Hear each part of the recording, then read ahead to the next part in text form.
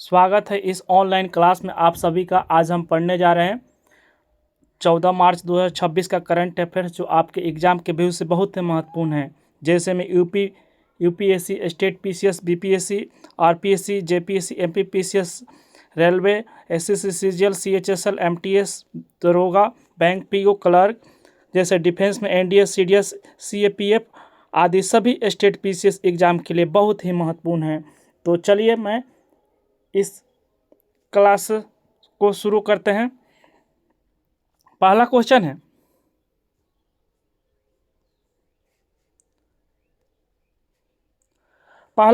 कि हाल ही में दक्षिण अमेरिकी देश चिली ने नए राष्ट्रपति के रूप में किसने पदभार ग्रहण किया है। यानी दक्षिण अमेरिका के देश है जो चिली की नए राष्ट्रपति के रूप में किसने पदभार ग्रहण किया है। Who has recently sworn in as the new president of Chile. तो ऑप्शन 1 में गैब्रियल बोरिक, ऑप्शन बी में माइकल बैकलेट, ऑप्शन सी में है Jose Antonio Kast, option D में है सेबेस्टियन पिनिएरा। तो इसका आंसर हो जाएगा ऑप्शन सी सही हो जाएगा, जोस एंटोनियो कास्ट। जो ऑप्शन सी सही हो जाएगा, जो हाल ही में दक्षिण अमेरिकी देश चिली के नए राष्ट्रपति के रूप में किसने पदभार ग्रहण किया है। तो जोस एंटोनियो कास्ट इसका आंसर हो जाएगा, जो ऑप्शन सी सही हो जाएगा। आइए इनके बारे में विस्तार से देखते हैं।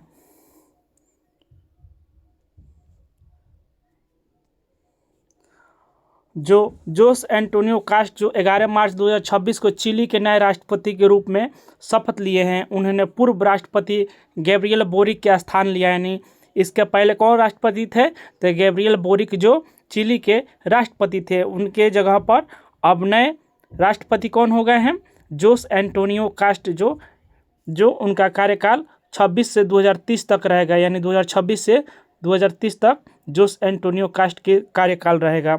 उनकी जीत के चिली की राजनीतिक में दक्षिणी यानी रिंग विंग बदलाव के रूप में देखा जा रहा है। यानी दक्षिणी पंथी बदलाव के रूप में देखा जा रहा है उनकी जीत के।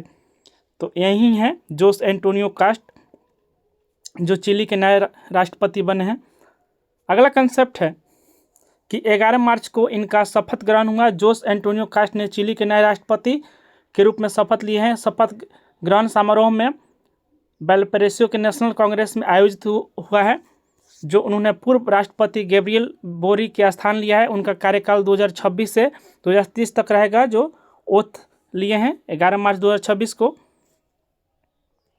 तो कौन है जोस एंटोनियो कास्ट, इनका जन्म कब हुआ था, तो 18 जनवरी 1966 को इनका जन्म हुआ था सैंटियागो में, जो चिली में है। इनका पेशा से क्या है, ये एक राजनीतिज्ञ और वकील भी रहे हैं। तो जो शिक्षा में पोनिटिफिशियल कैथोलिक यूनिवर्सिटी ऑफ चिली से कानून की पढ़ाई यानी लॉ की पढ़ाई भी किए हैं। यानी पहले क्या थे, 2002 से 2018 तक चिली के संसद के चैम्बर ऑफ डिप्टीज के सदस्य भी रहे हैं। यानी चिली के संसद भी के सदस्य भी रहे हैं। उम्मीद है कि आपको समझ आ गया होगा। अगला कंसेप्ट देखते हैं, इनकी राजनीतिक पृष्ठभूमि क्या है। तो पहले ये क्या थे, इंडिपेंडेंट डेमोक्रेटिक यूनियन यानी यूडीआई पार्टी में थे। यानी इसके पहले कौन से पार्टी में थे, इंडिपेंडेंट डेमोक्रेटिक यूनियन यानी यूडीआई पार्टी में थे। बाद में इन्होंने रिपब्लिकन पार्टी ऑफ चिली की स्थापना 2019 में की। यानी रिपब्लिकन पार्टी ऑफ चिली की स्थापना कब की है इन्होंने, तो 2019 में किया। उन्होंने 3 बार राष्ट्रपति चुनाव लड़ा, जो 2017 में हार मिली, 2021 में रन ऑफ में हार मिला और 2025 में इन्हें जीत कर राष्ट्रपति बने हैं। तो उम्मीद है कि पूरा आपको समझ आ गया होगा। अगला कंसेप्ट देखते हैं, 2025 का इनका चुनाव क्या हुआ। तो दिसंबर 2025 के राष्ट्रपति चुनाव में उन्होंने लगभग 58% वोट से जीत हासिल किए हैं। उनके मुख्य प्रतिद्वंदी जेनिता जारा थी, और यह जीत चिली के राजनीतिक में दक्षिणी पंथ यानी राइट विंग की बड़ी वापसी मानी जा रही है। तो उम्मीद है कि आपको पूरा समझ आ गया होगा। यह हाल के दिनों में चर्चा में क्यों रहा, तो उनकी जीत चिली में कई दशकों को सबसे बड़ा दक्षिणपंथी राजनीतिक बदलाव माना जा रहा है। कुछ लोग इसे सुरक्षा और अर्थव्यवस्था के सुधार की उम्मीद से जोड़ते हैं, जबकि आलोचक इसे अत्यधिक रूढ़िवादी नीतियों को जोड़कर देखते हैं। उम्मीद है कि आपको पूरा समझ आ गया होगा। तो चिली की राजधानी कहाँ है? तो सेंटियागो इसकी राजधानी है। अगला कंसेप्ट देखते हैं। भारत सरकार द्वारा लॉन्च किया गया भाषिनी प्लेटफॉर्म यानी भाषिनी जो प्लेटफॉर्म है क्या है? तो what is the Bhashini launched by the government of India? तो ऑप्शन एक में है एक डिजिटल भुगतान मंच, ऑप्शन बी में एक एआई संचालित बहुभाषी तकनीक प्लेटफॉर्म, ऑप्शन सी में है एक उपग्रह संचार प्रणाली, ऑप्शन डी में एक साइबर सुरक्षा एजेंसी। तो इसका आंसर हो जाएगा ऑप्शन बी सही हो जाएगा। एक एआई संचालित बहुभाषी भाषा तकनीक प्लेटफॉर्म है, जो ऑप्शन बी सही हो जाएगा। जो भारत सरकार द्वारा लॉन्च किया गया भाषिनी प्लेटफॉर्म एक एआई संचालित बहुभाषी भाषा तकनीक प्लेटफॉर्म है, ऑप्शन बी सही हो जाएगा। आइए इसके बारे में विस्तार से देखते हैं। भाषिनी का पूरा नाम क्या है? भाषा इंटरफेस फॉर इंडिया इसका पूरा नाम है, यानी भाषा इंटरफेस फॉर इंडिया इसका पूरा नाम है। इससे ministry of electronics and information technology यानी माइटी द्वारा लॉन्च किया गया है। किसके द्वारा इसे लॉन्च किया गया है? तो ministry of electronics and information technology यानी माइटी द्वारा लॉन्च किया गया है। यह एआई आधारित आर्टिफिशियल इंटेलिजेंस बेस्ड प्लेटफॉर्म है, जो भारत के विभिन्न भाषाओं के बीच स्पीच टू टेक्स्ट या टेक्स्ट टू स्पीच और ट्रांसलेशन जैसी सेवाएं प्रदान करेगा। यानी आप बोलते हैं तो वह टेक्स्ट में बदल देगा और आप टेक्स्ट के वो स्पीच में भी बदल देगा। तो इसका ट्रांजेक्शन बहुत ही सेवाएं दे रहा है। इसका उद्देश्य क्या है? तो डिजिटल सेवाओं को भारत की सभी भाषाओं में उपलब्ध कराना है, ताकि भाषा के बाधा कम हो सके। यह डिजिटल इंडिया मिशन का एक महत्वपूर्ण हिस्सा माना जा रहा है, जो ऑप्शन बी सही हो जाएगा। एक एआई आधारित संचालित बहुभाषी भाषा तकनीक प्लेटफॉर्म है भाषिनी, जो ऑप्शन बी सही हो जाएगा। अगला कंसेप्ट है भाषिनी यानी भाषा इंटरफेस फॉर इंडिया यानी भारत सरकार द्वारा शुरू किया गया एक एआई आधारित बहुभाषी तकनीक प्लेटफॉर्म है। इसका उद्देश्य क्या है? तो विभिन्न भाषाओं में डिजिटल सेवाओं को उपलब्ध करना और भाषा की बाधा को समाप्त करना। इसे ministry of electronics and information technology यानी माइटी द्वारा विकसित किया गया डिजिटल इंडिया मिशन का हिस्सा है भाषिनी। अगला कंसेप्ट देखते हैं, इसे किसके द्वारा लॉन्च किया गया है? तो ministry of electronics and information technology द्वारा लॉन्च किया गया। तो कब किया गया था? 2023 में लॉन्च किया गया था। इसका उद्देश्य क्या है? तो एक एआई आधारित बहुभाषी भाषा तकनीक को बढ़ावा देना है। ये कौन सी सेवाएं देगा? यानी भाषिनी कौन सी सेवाएं देगा मुख्य रूप से? तो प्लेटफॉर्म कई प्रकार की एआई आधारित भाषा की सेवाएं प्रदान करता है, जैसे स्पीच टू से टेक्स्ट, जैसे बोली गई भाषा को लिखित टेक्स्ट में बदल सकता है, या टेक्स्ट टू स्पीच यानी लिखे हुए टेक्स्ट को आवाज़ में भी बदल सकता है, और एक भारतीय भाषा से दूसरी भाषा में अनुवाद कर सकता है, यानी लैंग्वेज ट्रांसलेशन, यानी भारतीय भाषा को दूसरी भाषा में भी अनुवाद कर सकता है। मल्टी लिंगुअल चैट भी कर सकता है। एआई टूल्स आधारित है, जो कई भाषाओं में एआई आधारित संवाद और सेवाएं भी प्रदान करता है भाषिनी, जो आपको उम्मीद है कि पूरा समझ आ गया है। इसका उद्देश्य क्या है? तो भारत की भाषाएं विविधता को डिजिटल प्लेटफॉर्म से जोड़ना है, ताकि सरकारी सेवाओं को स्थानीय भाषा में उपलब्ध कराया जा सके और एआई आधारित भाषा तकनीक को बढ़ावा दिया जाए, और ग्रामीण और गैर अंग्रेजी उपयोगकर्ताओं के लिए डिजिटल एक्सेस बढ़ाना इसका लक्ष्य है, इसका उद्देश्य है। उम्मीद है कि आपको समझ आ गया होगा। इसका उपयोग हम देखते हैं। इसका उपयोग क्या है? तो भाषिनी का उपयोग कई क्षेत्रों में किया जा रहा है, जैसे ई गवर्नेंस में किया जा रहा है, शिक्षा में यानी एजुकेशन प्लेटफॉर्म में किया जा रहा है, स्वास्थ्य सेवाएं में, हेल्थ केयर में किया जा रहा है, कस्टमर सपोर्ट में भी इसका प्रयोग किया जा रहा है, मोबाइल ऐप्स और वेबसाइट में भी इसका प्रयोग किया जा रहा है। तो उम्मीद है कि आपको पूरा समझ आ गया होगा। इसका हाल की प्रगति में क्या है? तो हाल की प्रगति में यह भाषिनी प्लेटफॉर्म एक नई एआई मॉडल और भाषा सेवाएं जोड़ी गई है, जो जिससे अधिक भाषाओं में अनुवाद और वॉइस सेवाएं उपलब्ध हो रही है, यानी वॉइस सेवाएं भी उपलब्ध हो रही है भारत को। अगला कंसेप्ट देखते हैं। प्रधानमंत्री नरेंद्र मोदी ने असम में लगभग कितने रुपए की विकास परियोजनाओं का उद्घाटन और शिलान्यास किए हैं? तो प्रधानमंत्री यानी prime minister Narendra Modi inaugurated and laid the foundation stone for development project worth approximately how much in Assam? तो ऑप्शन 1 में है 45,000 करोड़ रुपए, ऑप्शन बी में है 46,500 करोड़ रुपए, ऑप्शन सी में है 47,800 करोड़ रुपए, ऑप्शन डी में है 48,200 करोड़ रुपए। तो इसका आंसर हो जाएगा ऑप्शन सी सही हो जाएगा, 47,800 रुपये करोड़, जो प्रधानमंत्री नरेंद्र मोदी ने असम में लगभग 47,800 करोड़ रुपए के विकास परियोजनाओं का उद्घाटन और शिलान्यास किए हैं असम में। तो उम्मीद है कि आपको समझ आगे होगा। आइए इसके बारे में देखते हैं पूरा डिटेल्स। प्रधानमंत्री नरेंद्र मोदी ने असम में लगभग 47,800 करोड़ रुपए से अधिक की कई विकास परियोजनाओं का उद्घाटन और शिलान्यास किए हैं। इन परियोजनाओं में जैसे सड़क हो गया, परिवहन हो गया, बुनियादी ढांचा विकास से जुड़ी योजनाओं भी शामिल हैं। इसमें प्रमुख रूप से असम माला 3.0 सड़क और संरचना को परियोजना भी इसमें शामिल किया है, इससे राज्य में कनेक्टिविटी और आर्थिक विकास को बढ़ावा मिलेगा। तो ऑप्शन सी सही हो जाएगा, 47,800 करोड़ रुपए इसका आंसर हो जाएगा। आइए इसके बारे में देखते हैं। अगला कंसेप्ट है कि प्रमुख परियोजनाएं और सड़क और परिवहन इसकी लक्ष्य है, यानी सबसे महत्वपूर्ण परियोजना क्या है? तो असम माला 3.0, इसमें इसका भागीदारी को बढ़ावा दिया जाएगा।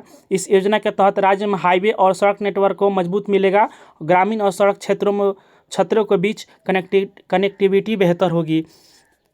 तो उम्मीद है कि आपको समझ आ गया होगा। रेलवे और कनेक्टिविटी भी इससे विस्तार मिलेगा और नई रेल लाइनों का विकास पर भी काम किया जा रहा है। इस व्यापार और परिवहन आसान होगा, इससे व्यापार और परिवहन भी आसान होगा। अगला कंसेप्ट है ऊर्जा और बिजली परियोजनाएं भी असम में लगाई जा रही हैं। कई पावर और ऊर्जा परियोजनाओं का भी शुरुआत की गई है, यानी इससे राज्य में बिजली उत्पादन और आपूर्ति भी सुधार होगा। उम्मीद है कि आपको पूरा समझ आ गया होगा। और सामाजिक और शहरी विकास से क्या होगा? इससे तो स्वास्थ्य और शिक्षा और शहरी संरचनाओं से संबंधित परियोजना में भी शामिल इसमें किया गया है। इससे लोगों के जीवन स्तर में भी सुधार होगा। इन परियोजनाओं का महत्व क्या है? तो इंफ्रास्ट्रक्चर मजबूत होगा, आर्थिक विकास को बढ़ावा मिलेगा, निवेश और रोजगार के अवसर बढ़ेंगे, पूर्वोत्तर भारत की कनेक्टिविटी बेहतर होगी। तो सामाजिक और शहरी विकास इससे बढ़ावा मिलेगा। उम्मीद है कि आपको पूरा समझ आ गया होगा। अगला कंसेप्ट देखते हैं। केंद्रीय गृह मंत्री अमित शाह की अध्यक्षता वाली उच्च स्तरीय समिति यानी HLC ने 2025 में प्राकृतिक आपदाओं से प्रभावित कितने राज्यों और केंद्र शासित प्रदेशों के लिए अतिरिक्त केंद्रीय सहायता मंजूरी दी है, यानी for how many state and union territories affected by natural disaster in 2025 did the high level committee HLC under Amit Shah approve additional centre assistance. तो ऑप्शन 1 में है 5 राज्य और 2 केंद्र शासित प्रदेश, ऑप्शन बी में है 6 राज्य और 1 केंद्र शासित प्रदेश, ऑप्शन सी में है 4 राज्य और 3 केंद्र शासित प्रदेश, ऑप्शन डी में है 7 राज्य। तो केंद्रीय गृह मंत्री की अध्यक्षता वाली जो उच्च स्तरीय समिति HLC ने 2025 में प्राकृतिक आपदाओं से प्रभावित कितने राज्यों और केंद्र शासित प्रदेशों के लिए अतिरिक्त केंद्रीय सहायता की मंजूरी दी है? तो इसका आंसर हो जाएगा ऑप्शन 6 राज्य और 1 केंद्र शासित प्रदेश को अमित शाह ने उच्च स्तरीय समिति के माध्यम से प्राकृतिक आपदाओं से प्रभावित राज्यों को और केंद्र शासित प्रदेशों को अतिरिक्त सहायता प्रदान की है। 6 राज्य और 1 केंद्र शासित प्रदेश। आइए इसके बारे में विस्तार से देखते हैं। तो जो केंद्रीय गृह मंत्री अमित शाह की अध्यक्षता वाली हाई लेवल कमेटी के माध्यम से प्राकृतिक आपदाओं से प्रभावित क्षेत्रों के लिए जो इतना डाटा दिया गया है, करोड़ों की सहायता मंजूरी दी गई है। यह सहायता 6 राज्यों और 1 केंद्र शासित प्रदेशों के लिए स्वीकृत की गई है। तो ऑप्शन बी सही हो जाएगा, 6 राज्य और 1 केंद्र शासित प्रदेश। अगला कंसेप्ट देखते हैं। अगला कंसेप्ट है इन क्षेत्रों में सहायता दी जाएगी जैसे आंध्र प्रदेश हो गया, छत्तीसगढ़ हो गया, गुजरात हो गया, हिमाचल प्रदेश हो गया, नागालैंड हो गया, जम्मू एंड कश्मीर हो गया। ये क्षेत्र बाढ़ क्षेत्र हो गए, बादल फटने के हो गए और चक्रवात जैसी प्राकृतिक आपदाओं से प्रभावित क्षेत्रों को इनकी सहायता प्रदान किया जाएगा। इन क्षेत्रों को जैसे में दिया जाएगा आंध्र प्रदेश, छत्तीसगढ़, गुजरात, हिमाचल प्रदेश, नागालैंड, जम्मू एंड कश्मीर। इनमें बाढ़ आने की शंका और बादल फटने जैसे चक्रवात आने और प्राकृतिक आपदाओं से जैसे प्रभावित हुए क्षेत्रों को सहायता दी जा रही है। उम्मीद है कि आपको पूरा समझ आ गया होगा। अगला कंसेप्ट देखते हैं। अगला कंसेप्ट है United state department of agriculture यानी यूएसडीए की रिपोर्ट के अनुसार 2025 में अमेरिकी की सूती कपड़ों यानी कपड़ा और परिधान का सबसे बड़ा आपूर्तिकर्ता देश कौन बना है? According to the United States department of agriculture USDA report which country become the largest supplier of cotton products apparel and textile to the United State in 2025। तो ऑप्शन 1 में है चाइना, ऑप्शन बी में Vietnam, option C में India, option D में बांग्लादेश। तो United States department of agriculture यानी USDA की report के अनुसार 2025 में अमेरिका को सूती उत्पादों का सबसे बड़ा आपूर्तिकर्ता देश कौन है? तो इसका आंसर हो जाएगा ऑप्शन सी सही हो जाएगा। सी इसका आंसर हो जाएगा इंडिया। जो भारत देश अमेरिका को सबसे अधिक कपड़ा का आपूर्ति करता है यानी भेजता है। सबसे ज़्यादा कपड़ा भारत से जाता है कहाँ पे? सूती कपड़ा अमेरिका में। आइए इसके बारे में विस्तार से देखते हैं। तो जो United state department of agriculture यानी यूएसडीए के माध्यम से पता चला है कि रिपोर्ट के अनुसार सबसे बड़ा आपूर्तिकर्ता 2025 में कौन देश रहा है? तो इंडिया रहा है। तो इसका प्रमुख प्रतिस्पर्धी कौन पहले था? तो चाइना था। तो अब सबसे बड़ा आपूर्तिकर्ता अमेरिका को कौन दे रहा है सूती कपड़े का? तो इंडिया दे रहा है। अगला कंसेप्ट है, यह जानकारी United state department of agriculture यानी यूएसडीए की रिपोर्ट में दी गई है। यानी अमेरिका के जो यूएसडीए के रिपोर्ट में यह जानकारी दी गई है। रिपोर्ट किसकी है? तो यूएसडीए की रिपोर्ट है। रिपोर्ट के अनुसार 2025 में भारत अमेरिका को कपास आधारित उत्पाद यानी टेक्सटाइल और अप्रैल का सबसे बड़ा आपूर्तिकर्ता बन गया। यानी सबसे बड़ा भारत देश भेज रहे हैं वहाँ पर अमेरिका में। अगला कंसेप्ट है, जो भारत कैसे पहले स्थान पर पहुँचा है? तो इंडिया ने भारत कैसे पहले स्थान पर पहुँचा? यानी इंडिया लगभग 0.6 मिलियन टन सूती उत्पाद अमेरिका को निर्यात किया है। वहीं चाइना निर्यात घटकर 0.5 मिलियन टन रह गया है। यानी इस कारण भारत चीन को पीछे छोड़कर अब पहला स्थान प्राप्त किया है। उम्मीद है कि आपको पहला समझ आ गया होगा। अगला कंसेप्ट देखते हैं, भारत के लिए इसका महत्व क्या है?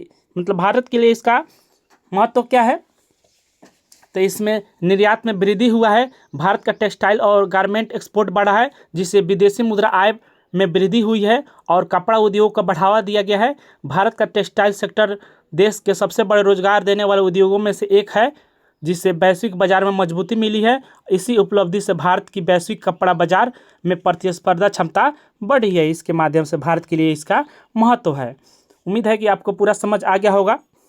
अगला कंसेप्ट देखते हैं, अमेरिका के लिए भारत क्यों महत्वपूर्ण है? यानी यह जो डील हुआ है अमेरिका के लिए भारत क्यों महत्वपूर्ण है? तो अमेरिका की बड़ी मात्रा में कॉटन एप्रियल और टेक्सटाइल की आवश्यकता होती है जिससे इंडिया उच्च गुणवत्ता वाले कपास और कपड़ा उत्पादन के लिए प्रसिद्ध माना जाता है। इसीलिए भारत में उत्पादन लागत को अपेक्षाकृत कम होने से अमेरिकी कंपनियां यहाँ से अधिक आयात करती है। यानी भारत में सस्ता होने के कारण अमेरिकी कंपनियां यहाँ से क्या करती है? अधिक आयात करती है। अमेरिका के लिए भारत बहुत ही महत्वपूर्ण है। सस्ते दामों पर यहाँ पर मिल जाती है, इसीलिए अमेरिका के लिए भारत महत्वपूर्ण है। अगला कंसेप्ट है, अन्य प्रमुख निर्यातक देश कौन कौन है? जो देखते हैं तो अमेरिका को सूती उत्पादों की आपूर्ति करने वाला देश कौन कौन है? तो फर्स्ट नंबर पर है इंडिया है, 2 नंबर पर चाइना है, 3 नंबर पर वियतनाम है और 4 नंबर पर बांग्लादेश है। उम्मीद है कि आपको पूरा डिटेल समझ आ गया होगा। अगला कंसेप्ट है, कि जूलॉजिकल सर्वे ऑफ इंडिया यानी जीएसआई के वैज्ञानिकों ने 2 नई लाइकेन मॉथ प्रजातियाँ यानी जो है प्रजातियाँ है कोलोकेरा हॉलवेई और असुरा बुक्सा की खोज किस क्षेत्र में की गई है? यानी scientist from zoological survey of India GSI discovered 2 new lichen moth species collera hollowayi and asura buxa in which region? तो ऑप्शन 1 में है वेस्टर्न घाट्स, ऑप्शन बी में है ईस्टर्न हिमालय, ऑप्शन सी में है अंडमान आइसलैंड्स, ऑप्शन डी में है थार डिजर्ट। तो इसका आंसर हो जाएगा ऑप्शन बी सही हो जाएगा। ईस्टर्न हिमालय इसका आंसर हो जाएगा। ऑप्शन बी सही हो जाएगा। आइए इसके बारे में विस्तार से देखते हैं। जोलॉजिकल सर्वे ऑफ इंडिया यानी JSI के वैज्ञानिकों ने 2 नई लाइकेन मॉथ प्रजातियां की खोज की है, यानी कॉलिकेरा होलीवोई और असुरा बुक्सा की खोज की गई है। यह प्रजातियां ईस्टर्न हिमालय में पाई जाती है। इसकी खोज विशेष रूप से सिक्किम, वेस्ट बंगाल की पर्वतीय क्षेत्र में की गई है। यह लाइचेन मॉथ को वायु गुणवत्ता यानी एयर क्वालिटी को महत्वपूर्ण बायो इंडिकेटर्स माना जाता है, क्योंकि यह प्रदूषण के प्रति बहुत ही संवेदनशील होते हैं। तो उम्मीद है कि आपको समझ आ गया होगा। अगला कंसेप्ट देखते हैं। नई लाइकेन मॉथ प्रजातियों की खोज करने वाली संस्था कौन सी है? तो नई प्रजातियों की खोज करने वाली संस्था जूलॉजिकल सर्वे ऑफ इंडिया ने JSI के वैज्ञानिकों ने की है। यह भारत की प्रमुख वैज्ञानिक संस्था जो देश की जैव विविधता अध्ययन और दस्तावेजीकरण करती है। खोज की गई नई प्रजातियां जो है, वैज्ञानिकों ने 2 नई लाइचेन मॉथ प्रजातियों की पहचान की है, जो कॉलिकेरा होलीवोई और असुरा बुक्सा है। तो उम्मीद है कि आपको समझ आ गया होगा। अगला कंसेप्ट देखते हैं। लाइकेन जो मॉथ क्या होते हैं? तो पतंगों यानी लाइकेन मॉथ जो पतंगे यानी मॉथ्स का एक समूह होता है, जो यानी पतंगों का एक समूह होता है, जो मुख्य रूप से लाइकेन या काई और फंगस के मिश्रण पर निर्भर करता है। इनकी विशेषता क्या होती है? तो ये छोटे आकार और रंगीन पंख के होते हैं। ये जंगलों और पहाड़ों क्षेत्रों में पाई जाती है, यानी जंगलों और पहाड़ी क्षेत्रों में भी ये पाए जाते हैं। ये पर्यावरण के प्रति बहुत ही संवेदनशील होते हैं। उम्मीद है कि आपको समझ आ गया होगा। अगला कंसेप्ट देखते हैं। ये हमारे लिए क्यों महत्वपूर्ण है? तो ये बायो इंडिकेटर होते हैं, जिससे पता चलता है बायो इंडिकेटर, जिससे लाइकेन मॉथ्स को bio indicator of air quality माना जाता है। और जहाँ से अधिक संख्या में पाए जाते हैं वहाँ कम प्रदूषण यानी वहाँ की वायु प्रदूषण कम होता है। यानी इससे पता चलता है कि जहाँ ये अधिक पाए जाते हैं वहाँ पर प्रदूषण बहुत कम मात्रा में है। इनके गायब होने से पर्याप्त प्रदूषण मात्रा बढ़ने का संकेत मिलता है, यानी जहाँ से विलुप्त हो जाते हैं वहाँ पर बहुत ही ज़्यादा प्रदूषण मिलने की संभावना रहती है। तो उम्मीद है कि आपको समझ आ गया होगा कि क्यों हम के लिए महत्वपूर्ण है। अगला कंसेप्ट देखते हैं। अगला कंसेप्ट है कि किस राज्य कैबिनेट ने अवैध धर्मांतरण को रोकने के लिए Chhattisgarh freedom of religion bill 2026 के मसौदे को मंजूरी दी है? तो किस राज्य ने अवैध धर्मांतरण को रोकने के लिए Chhattisgarh freedom of religion bill 2026 मसौदे को मंजूरी दी है? तो which state cabinets clear the draft of the Chhattisgarh freedom of religion bill 2026 to prevent illegal conversions? तो ऑप्शन 1 में उत्तर प्रदेश, ऑप्शन बी में छत्तीसगढ़, ऑप्शन सी में मध्य प्रदेश, ऑप्शन डी में राजस्थान। तो इसका आंसर हो जाएगा ऑप्शन बी सही हो जाएगा। छत्तीसगढ़ जो दिया गया है, छत्तीसगढ़ कैबिनेट ने अवैध धर्मांतरण को रोकने के लिए कौन सा बिल पारित किया है? तो Chhattisgarh freedom of religion bill 2026 मसौदा मंजूरी दी है। तो ऑप्शन बी सही हो जाएगा। इसके बारे में विस्तार से देखते हैं। छत्तीसगढ़ राज्य की कैबिनेट ने अवैध धर्मांतरण को रोकने के लिए Chhattisgarh freedom of religion bill 2026 के मसौदे को मंजूरी दी है। यह फैसला राज्य में जबरन फैसला इसलिए लिया गया है ताकि राज्य में जबरन, धोखे, लालच देकर धर्म परिवर्तन की घटनाओं को रोकने के उद्देश्य से यह लिया गया है। तो ऑप्शन बी सही हो जाएगा, छत्तीसगढ़ इसका आंसर हो जाएगा। अगला कंसेप्ट है कि इस विधेयक का उद्देश्य क्या है? तो इस विधेयक का यानी इस बिल का मुख्य उद्देश्य है बलपूर्वक धर्म परिवर्तन को रोकना है, यानी बलपूर्वक यानी फोर्स देकर धर्म परिवर्तन को रोकना है। लालच या प्रलोभन देकर धर्म परिवर्तन को रोकना है, और धोखे से धर्म परिवर्तन को रोकना है, और अवैध धर्मांतरण के मामले में बड़ी कानूनी कार्रवाई करना है, यानी कड़ी कानूनी कार्रवाई को करना है। यानी अवैध धर्मांतरण के मामले में जो कड़ी कानूनी कार्रवाई करना है। तो इसीलिए इसका उद्देश्य से लाया गया है। इसका मुख्य प्रावधान क्या है? तो सख्त सजा है इसमें। यदि कोई व्यक्ति जबरन या लालच या धोखे से धर्म परिवर्तन करवाता है तो उसके लिए कठोर सजा और जुर्माना का प्रावधान किया गया है। जो प्रशासन को सूचना मिलते ही धर्म परिवर्तन से पहले जिला प्रशासन सूचना देना आवश्यक हो सकता है। यह जांच का प्रावधान किया जाएगा, और यदि किसी धर्म परिवर्तन पर संदेह हो तो प्रशासन इसका जांच कर सकती है। उम्मीद है कि आपको समझ आ गया होगा। जो प्रमुख प्रावधान क्या क्या है, इसमें क्या क्या सज़ा मिल सकता है, क्यों लाया गया है यह कानून। तो राज्य सरकार के द्वारा यह लाया गया है कानून। कई मामलों में जबरन या लालच देकर धर्म परिवर्तन की शिकायतें मिली थी, इसीलिए यह कानून लाया गया था। इसलिए कानून बनकर इसे नियंत्रित और रोकने की कोशिश की जा रही है, इसीलिए यह कानून लाया गया है। अगला कंसेप्ट है, अन्य राज्यों में भी ऐसे कानून कौन कौन से राज्य में लागू हुए हैं। तो भारत में कई राज्यों में फ्रीडम ऑफ रिलीजन लॉ पहले से लागू है, जैसे में उत्तर प्रदेश हो गया, मध्य प्रदेश हो गया, हिमाचल प्रदेश हो गया, उत्तराखंड हो गया है। तो उम्मीद है कि आपको पूरा समझ आ गया होगा, जो आपके एग्जाम के व्यू से बहुत ही महत्वपूर्ण है। पूरा एनालिसिस आपको इसमें दिया गया है, आपके एग्जाम के व्यू से सभी एग्जामों के लिए बहुत ही उपयोगी साबित होगा था। अगला कंसेप्ट देखते हैं। अगला कंसेप्ट है कि शैलेश कुमार जिन्होंने world para athletics grand prix 2026 में स्वर्ण पदक जीते हैं, यानी स्वर्ण पदक जीते हैं, किस खेल से संबंधित है इनका। Shailesh Kumar who won gold at the world para athletics grand prix 2026 belongs to which sports category. तो ऑप्शन 1 में है जेवलिन थ्रो, ऑप्शन बी में है हाई जंप, ऑप्शन सी में है लॉन्ग जंप, ऑप्शन डी में है डिस्कस थ्रो। तो शैलेश कुमार जिन्होंने world para athletics grand prix 2026 में स्वर्ण पदक जीते हैं, इनका किस खेल से संबंध है। तो इसका आंसर हो जाएगा ऑप्शन बी सही हो जाएगा, हाई जंप से इनका संबंध है। शैलेश कुमार जिन्होंने world para athletics grand prix 2026 में स्वर्ण पदक जीते हैं, वह किस खेल से संबंधित है। तो हाई जंप खेल से संबंधित है, यानी T63। आइए इसके बारे में विस्तार से देखते हैं।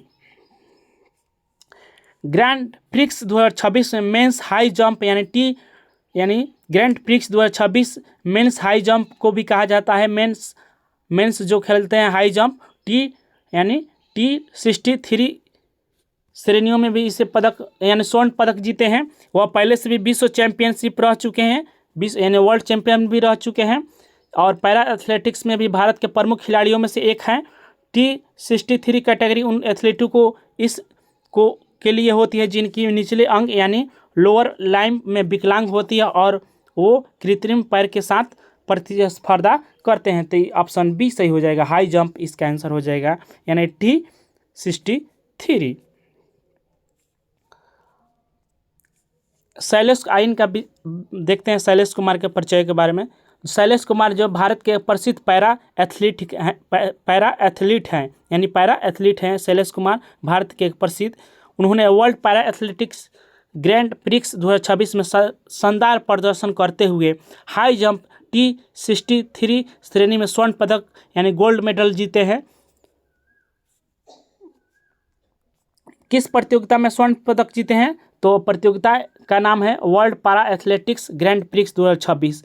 इवेंट में हाई जंप यानी इसे कहा जाता है T63 गोल्ड मेडल जीते हैं। यह प्रतियोगिता 2026 सीजन की शुरुआत में ही पैरा एथलेटिक्स इवेंट माना जाता है।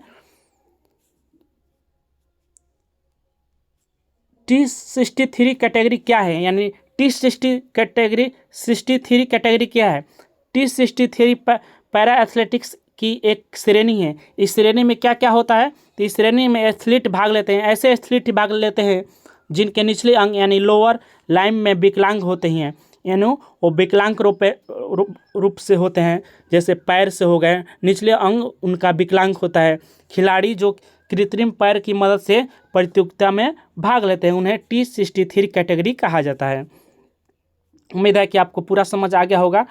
अगला कंसेप्ट देखते हैं कि शैलेश कुमार की उपलब्धियां क्या क्या है। तो विश्व चैंपियन भी रहे हैं, वर्ल्ड चैंपियन भी रहे हैं, कई अंतर्राष्ट्रीय पैरा एथलेटिक्स प्रतियोगिताओं में भी पदक जीते हैं। भारत के प्रमुख हाई जंप पैरा एथलेटिक्स में भी एक हैं, जो उनकी सफलता भारत की पैरा स्पोर्ट्स से विकास के लिए प्रेरणादायक माना जाता है। तो शैलेश कुमार की यही उपलब्धियां हैं। अगला कंसेप्ट है कि world para athletics grand prix यानी world para athletics grand prix के बारे में देखते हैं। तो पैरा एथलीटों के लिए एक अंतर्राष्ट्रीय एथलेटिक्स प्रतियोगिता है जिसमें दुनिया भर के दिव्यांग एथलीट भाग लेते हैं। यह प्रतियोगिता वर्ल्ड पारा एथलेटिक्स द्वारा आयोजित किया जाता है। किसके द्वारा किया जाता है।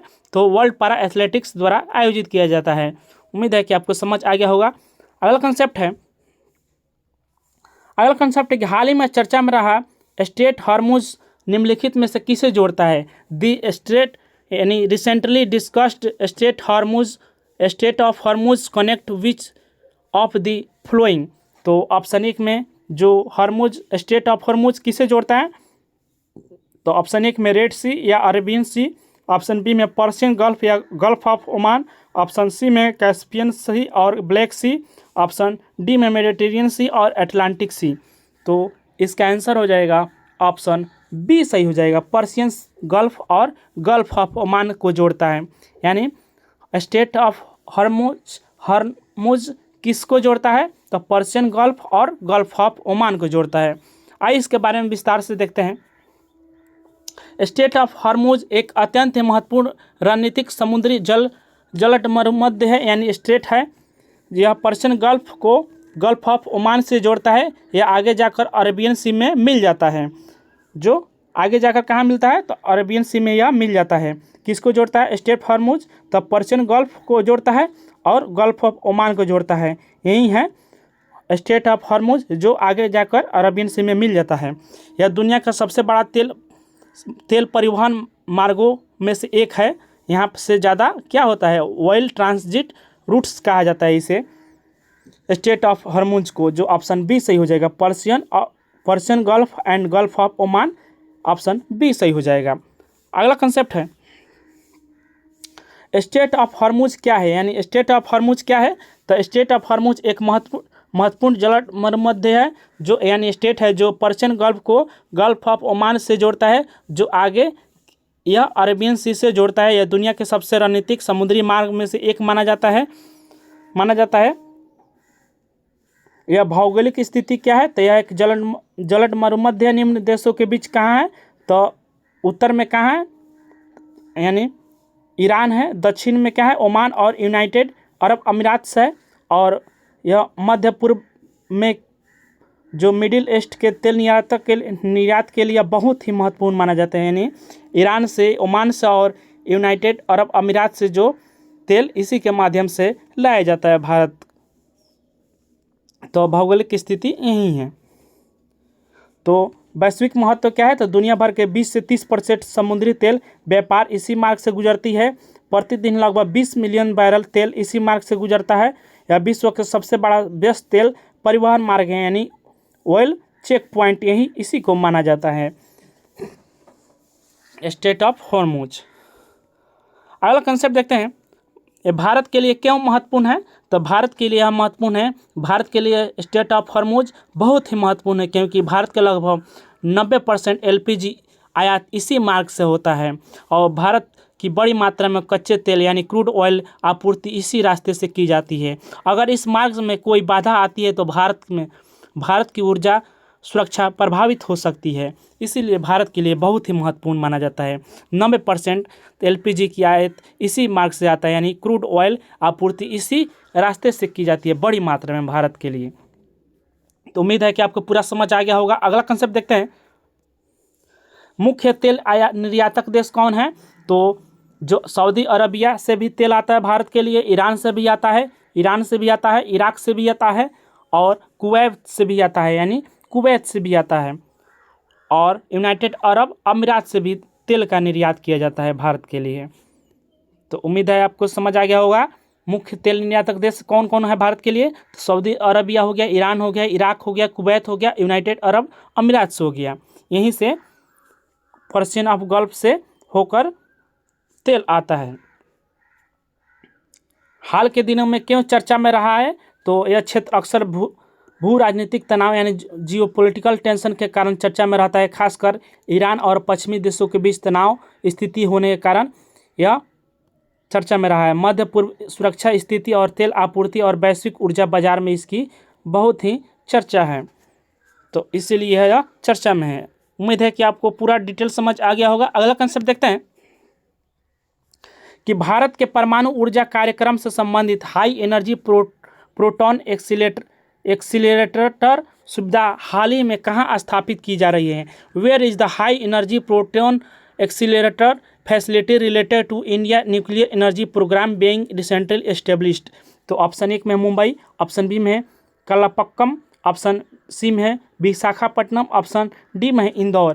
तो भारत के परमाणु ऊर्जा कार्यक्रम से संबंधित हाई एनर्जी प्रोटॉन एक्सीलरेटर सुविधा हाल ही में कहाँ स्थापित की जा रही है?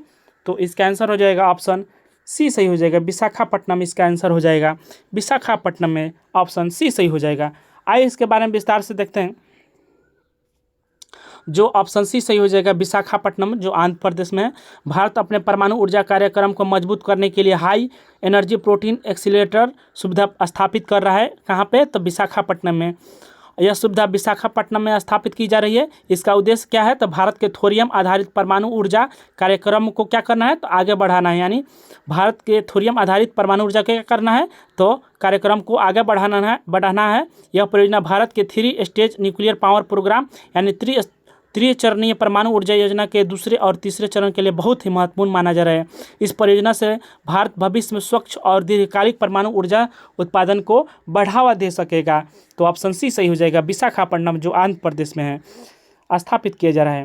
उम्मीद है कि आपको पूरा समझ आ गया होगा। अगला कंसेप्ट देखते हैं, हाई एनर्जी प्रोटीन एक्सीलरेटर क्या है? एक्सीलरेटर तो हाई एनर्जी प्रोटीन एक्सीलरेटर एक अत्याधुनिक वैज्ञानिक उपकरण है जो प्रोटॉन धनात्मक आवेश वाले कण यानी प्रोटॉन को बहुत अधिक ऊर्जा तक तेज करता है। इसका उपयोग कहाँ करते हैं? तो परमाणु अनुसंधान में करते हैं, नए परमाणु ईंधन के विकास में करते हैं, उन्नत रिएक्टर तकनीक में करते हैं, थोरियम आधारित ऊर्जा उत्पादन में भी इसका किया जाता है। हाई एनर्जी प्रोटीन एक्सीलरेटर का उपयोग किया जाता है। उम्मीद है कि आपको पूरा समझ आ गया होगा। अगला कंसेप्ट देखते हैं, जो भारत के परमाणु ऊर्जा कार्यक्रम से संबंधित देखते हैं। तो भारत की परमाणु ऊर्जा नीति किस पर आधारित है? 3 स्टेज न्यूक्लियर पावर प्रोग्राम पर आधारित है। यानी भारत के जो परमाणु ऊर्जा किस पे आधारित है? 3 स्टेज न्यूक्लियर पावर प्रोग्राम पर आधारित है, जिसे परमाणु वैज्ञानिक होमी जहांगीर भाभा ने प्रस्तावित किया था। 3 चरण कौन कौन है? तो 3 चरण, पहला चरण में ईंधन यूरेनियम होता है, रिएक्टर जिसे प्रेशराइज्ड हैवी वाटर रिएक्टर इसमें किया जाता है। और दूसरा चरण में क्या होता है? तो ईंधन प्लूटोनियम का रिएक्टर किया जाता है जिसे फास्ट ब्रीडर रिएक्टर किया जाता है। तीसरा चरण में क्या आता है? तो तीसरा चरण में थोरियम का इसका प्रयोग किया जाता है जिससे दीर्घकालिक और सुरक्षित परमाणु ऊर्जा मिलता है। हाई एनर्जी प्रोटीन एक्सीलरेटर तीसरे चरण में यानी थोरियम ऊर्जा कार्यक्रम के विकास में मदद मिलेगा। उम्मीद है कि आपको पूरा समझ आ गया होगा। अगला कंसेप्ट देखते हैं। अगला कंसेप्ट है कि भारत के लिए क्या महत्वपूर्ण है? यह भारत के लिए बहुत ही महत्वपूर्ण है। जैसे ऊर्जा सुरक्षा के लिए भारत के पास थोरियम के बड़े भंडार है, इसीलिए यह परियोजना भविष्य की ऊर्जा सुरक्षा के लिए बहुत महत्वपूर्ण है। उन्नत वैज्ञानिक अनुसंधान के लिए भी बहुत महत्वपूर्ण है। इससे परमाणु भौतिकी और उच्च ऊर्जा अनुसंधान को भी बढ़ावा मिलेगा। स्वच्छ ऊर्जा यानी परमाणु ऊर्जा की कम कार्बन उत्सर्जन वाली ऊर्जा इसे माना जा रहा है, इसलिए भारत के लिए बहुत ही महत्वपूर्ण है। उम्मीद है कि आपको पूरा समझ आ गया होगा। अगला कंसेप्ट देखते हैं, थोरियम में भारत की ताकत क्या है? तो थोरियम में भारत की ताकत है कि भारत के पास दुनिया की सबसे बड़ा थोरियम भंडार है। विशेषकर केरला हो गया, तमिलनाडु हो गया, उड़ीसा हो गया, आंध्र प्रदेश हो गया। यानी भारत के पास दुनिया का सबसे बड़ा थोरियम भंडार कौन कौन सा है? तो केरल हो गया, तमिलनाडु हो गया, उड़ीसा हो गया, आंध्र प्रदेश हो गया। उम्मीद है कि आपको पूरा समझ आ गया होगा। अगला कंसेप्ट देखते हैं। अगला कंसेप्ट है the digital personal data protection यानी DPDP यानी the digital personal data protection act related to the protection of digital personal data was passed in which year? यानी डिजिटल निजी डाटा की सुरक्षा से संबंधित डिजिटल पर्सनल डाटा प्रोटेक्शन यानी DPDP अधिनियम किस वर्ष पारित किया गया था? तो ऑप्शन 1 में 2021, ऑप्शन बी में 2022, ऑप्शन सी में 2023, ऑप्शन डी में 2024। तो डिजिटल निजी डाटा सुरक्षा से संबंधित डिजिटल पर्सनल डाटा अधिनियम किस वर्ष पारित किया गया था? तो ऑप्शन सी सही हो जाएगा, 2023 में पारित किया गया था। ऑप्शन सी सही हो जाएगा। आइए इसके बारे में विस्तार से देखते हैं। तो ऑप्शन सी सही हो जाएगा, डिजिटल पर्सनल डाटा यानी प्रोटेक्शन एक्ट 2023 में पारित किया गया था। ऑप्शन सी सही हो जाएगा। अगला कंसेप्ट है, यह कानून क्या है? तो digital personal data protection act 2023 क्या है? तो भारत का पहला व्यापक कानून है जो नागरिकों को डिजिटल व्यक्तिगत डेटा की सुरक्षा के लिए बनाया गया है। आज के समय में इसे लोग बैंकिंग, सोशल मीडिया, ई-कॉमर्स आदि में अपना डेटा ऑनलाइन देते हैं। इस कानून के उद्देश्य से इसे डेटा सुरक्षित रखना और उसके दुरुपयोग को रोकना है। इसीलिए यह कानून बहुत ही महत्वपूर्ण है। डेटा सुरक्षा को सुरक्षित रखना है और उसे दुरुपयोग को रोकना है। इसीलिए भारत का पहला व्यापक कानून लाया गया है नागरिकों को डिजिटल व्यक्तिगत डेटा की सुरक्षा के लिए इसे बनाया गया है। अगला कंसेप्ट देखते हैं। तो 23 अगस्त 2023 को लोकसभा में बिल पेश हुआ, 7 अगस्त 2023 को लोकसभा में पारित किया गया और 9 अगस्त 2023 को राज्यसभा में पारित किया गया और 11 अगस्त 2023 को राष्ट्रपति की मंजूरी मिली। इसके बाद यह DPDP एक्ट 2023 बन गया। तो उम्मीद है कि आपको पूरा समझ आ गया होगा पारित होने की प्रक्रिया। अगला कंसेप्ट देखते हैं। इसका मुख्य उद्देश्य क्या है? तो इसका मुख्य उद्देश्य है नागरिकों को व्यक्तिगत डिजिटल डेटा की सुरक्षा करना है, कंपनियों द्वारा डेटा के सही उपयोग को सुनिश्चित करना है, डेटा चोरी या दुरुपयोग पर कठोर दंड देना है, डिजिटल अर्थव्यवस्था में विश्वास को बढ़ावा देना है। तो उम्मीद है कि आपको अगला कंसेप्ट देखते हैं। प्रमुख शब्द क्या है, इंपॉर्टेंट टर्म्स क्या है? तो डाटा प्रिंसिपल यानी जिससे व्यक्ति का डेटा है यानी नागरिक, डाटा फिड्यूशियरी यानी वह कंपनी संस्था जो डेटा का संग्रह और उपयोग करती है यानी डेटा फिड्यूशियरी। डाटा प्रिंसिपल कौन है? तो वह व्यक्ति जो डेटा है यानी नागरिक, आम नागरिक हो गया। और डाटा फिड्यूशियरी कौन है? तो वह कंपनी या संस्था जो डेटा को संग्रह या उपयोग करती है उसे डाटा फिड्यूशियरी कहते हैं। जैसे में बैंक हो गया, ऐप हो गया, वेबसाइट हो गया, डाटा प्रोसीजर यही करते हैं। डाटा प्रोसीजर जो कौन से करते हैं? वह संस्था जो डाटा फिड्यूशियरी की ओर डेटा प्रोसेस करते हैं। तो उम्मीद है कि आपको पूरा समझ आ गया होगा कि डाटा प्रिंसिपल कौन है, डाटा फिड्यूशियरी कौन है और डाटा प्रोसीजर किस तरह होता है। अगला कंसेप्ट है कि नागरिकों के अधिकार यानी राइट टू एक्सेस, अपनी डेटा की जानकारी पाने का अधिकार है। और राइट टू करेक्शन या गलत डेटा को ठीक करवाने का भी अधिकार है। नागरिकों को अधिकार दिया गया है। राइट टू इरेजर यानी डेटा हटाने का अधिकार भी दिया गया है। राइट टू ग्रीवेंस रिड्रेसल, शिकायत करने का भी अधिकार दिया गया है। तो उम्मीद है कि आपको पूरा समझ आ गया होगा। अगला कंसेप्ट देखते हैं। कंपनियों की जिम्मेदारी क्या क्या होती है? यदि डेटा लेने से पहले सहमति या कंसेंट लेना जरूरी होता है, यानी सहमति लेना जरूरी होता है। कोई भी व्यक्ति से डेटा लेने से पहले उसे व्यक्ति के क्या अलाउ कराना जरूरी होता है। केवल आवश्यक डेटा ही एकत्र करना होता है, यानी केवल आवश्यक डेटा ही एकत्र करना होता है। डेटा को सुरक्षित रखना होता है। डेटा लीक होने से बाद तुरंत ही सूचना देना होता है। उम्मीद है कि आपको पूरा समझ आ गया होगा। यदि बच्चे को डेटा सुरक्षित कैसे किया जाता है? तो 18 वर्ष से कम आयु के बच्चों को डेटा प्रोसेस करने के लिए उनके माता पिता की अनुमति लेना आवश्यक हो गया है। यानी 18 वर्ष से कम आयु के अगर कोई बच्चा है तो उसे डेटा लेने से पहले उसे माता पिता की अनुमति लेना जरूरी हो गया है। तो data protection board of India यानी data protection of board of India, इस कानून के तहत डाटा प्रोटेक्शन बोर्ड बनाया जाएगा जो शिकायतों की जांच करेगा, नियमों का पालन सुनिश्चित करेगा और कंपनियों पर जुर्माना लगा सकता है।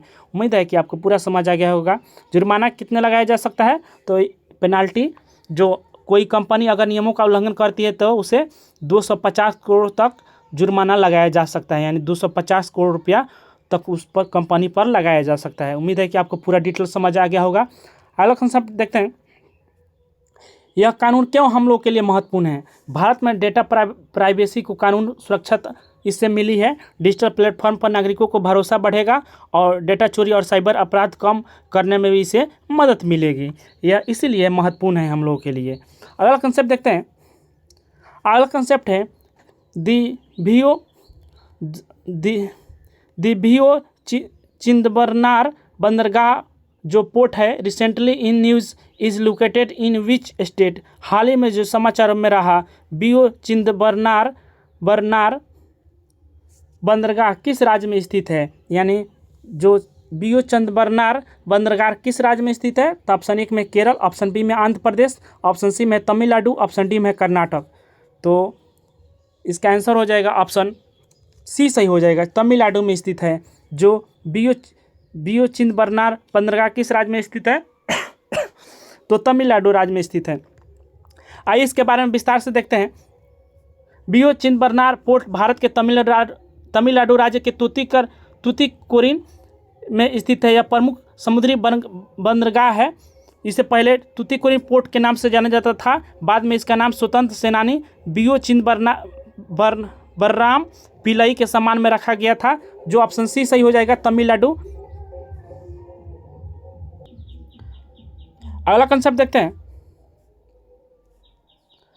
यह कहाँ पर स्थान है? तो यह बंदरगाह भारत के तमिलनाडु राज्य के तूतीकोरिन शहर में स्थित है। यह गल्फ ऑफ मन्नार के तट पर स्थित है, एक महत्वपूर्ण बंदरगाह है भारत के लिए। अगला कंसेप्ट है, यह इसका नाम का इतिहास जानते हैं। यह बंदरगाह का नाम स्वतंत्रता सेनानी B.O. चिदंबरम पिल्लई के सम्मान में, यानी चिदंबरम पिल्लई के सम्मान में रखा गया था। इसका पहला नाम तूतीकोरिन पोर्ट था। 2011 में इसका नाम बदलकर B.O. चिदंबरम पोर्ट कर दिया गया है। उम्मीद है कि आपको पूरा समझ आ गया होगा। अगला कंसेप्ट देखते हैं। अगला कंसेप्ट है, अगला कंसेप्ट है कि स्थापना और विकास। 1974 में इसे भारत का मेजर पोर्ट घोषित किया गया था इसे, और यह भारत सरकार के मिनिस्ट्री ऑफ पोर्ट यानी शिपिंग एंड वाटरवेज के अधीन यह काम करता है। यह दक्षिण भारत के सबसे महत्वपूर्ण व्यापारिक बंदरगाहों में से एक है। अगला कंसेप्ट देखते हैं, यह आर्थिक रूप से हम लोग के लिए क्यों महत्वपूर्ण है? तो यह बंदरगाह भारत के समुद्री व्यापार में बहुत ही महत्वपूर्ण भूमिका निभाता है, और मुख्य व्यापारिक वस्तुएं यहीं से होती है, जो कोयला जैसे हो गया, उर्वरक हो गया, नमक हो गया, कंटेनर कार्गो हो गया, पेट्रोलियम उत्पादों यहीं से किया जाता है। तो इसीलिए यह बहुत ही महत्वपूर्ण है हम लोग के लिए। अगला कंसेप्ट है, यह हाल ही में क्यों चर्चा में रहा? तो हाल ही में यह बंदरगाह चर्चा में रहा क्योंकि यह डिजिटल ट्विन टेक्नोलॉजी लागू की है। यह भारत का पहला प्रमुख बंदरगाह बन गया है जिसने यह तकनीक अपनाया है, डिजिटल ट्विन टेक्नोलॉजी लागू किया है। तो आइए देखते हैं डिजिटल ट्विन टेक्नोलॉजी क्या होता है। तो यह एक डिजिटल वर्चुअल मॉडल होता है, डिजिटल ट्विन टेक्नोलॉजी, जो बंदरगाह के पूरे संचालन को रियल टाइम में मॉनिटर करता है। इसके फायदे क्या क्या हैं? जैसे जहाज़ों की आवाजाही का बेहतर प्रबंधन करना, लॉजिस्टिक्स की दक्षता बढ़ाना और सुरक्षा और योजना में सुधार करना है। यही डिजिटल ट्विन टेक्नोलॉजी है। यह एक डिजिटल वर्चुअल मॉडल है जिससे बंदरगाह के पूरे संचालन रियल टाइम में मॉनिटरिंग करता है। उम्मीद है कि आपको पूरा समझ आ गया होगा। अगला कंसेप्ट देखते हैं। अगला कंसेप्ट है कि Bharat the government of India's ambitions maritime Indian vision 2030 is associated with which ministry, यानी भारत सरकार का महत्वपूर्ण मैरीटाइम इंडिया विजन 2030 किस मंत्रालय से संबंधित है? तो ऑप्शन 1 में है रक्षा मंत्रालय, ऑप्शन बी में है गृह मंत्रालय, ऑप्शन सी में बंदरगाह पोत परिवहन और जलमार्ग मंत्रालय, ऑप्शन डी में है वाणिज्य और उद्योग मंत्रालय। तो इसका आंसर हो जाएगा ऑप्शन सी सही हो जाएगा, बंदरगाह और पोत परिवहन और जलमार्ग मंत्रालय इसका आंसर हो जाएगा, यानी ministry of ports shipping and waterways इसका आंसर हो जाएगा, जो भारत सरकार का मैरीटाइम इंडिया विजन 2030 बंदरगाह पोर्ट परिवहन जलमार्ग से संबंधित है। ऑप्शन सी सही हो जाएगा। इसके बारे में विस्तार से देखते हैं।